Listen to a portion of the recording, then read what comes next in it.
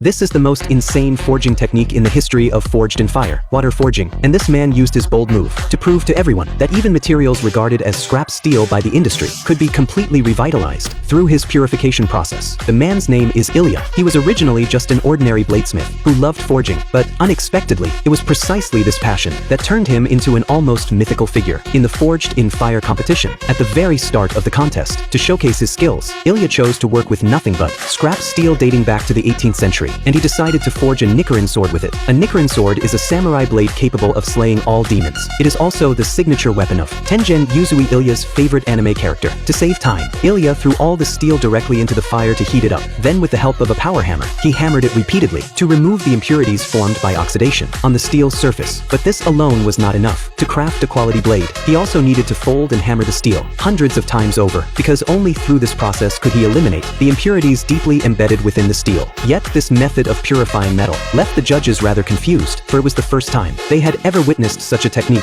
As it turned out a long time ago, Ilya had spent a year in China, learning to make Miao Dao, a traditional Chinese longsword, and this purification method was exactly what he picked up during that time. What stunned the judges even more was that, during the subsequent forging process, he actually poured water directly onto the steel billet. Every bladesmith knows that the biggest enemy in forging is excessively low temperatures, but what they didn't know was that this was another skill he had learned from the East. The purpose of water forging is to imbue the blade with the necessary hardness and sharpness, while also creating unique blade patterns. Finally, after hammering the steel billet to the desired consistency, he began to shape it to create the perfect Nichiren sword. He first placed the steel billet into a U-shaped groove and hammered it into a U form. Then he placed carbon steel in the middle and struck it hard once again. However, both the angle and force of each hammer strike required extreme precision. An ordinary person could never master the essence of this technique without at least a year of dedicated practice. But for Ilya, who had been forging swords since childhood, it was a piece of cake. At long last, through Ilya's painstaking efforts, the Nichiren sword gradually took shape, but to make the blade truly flawless, he still needed to manually adjust some extremely fine details. Once the blade was nearing perfection,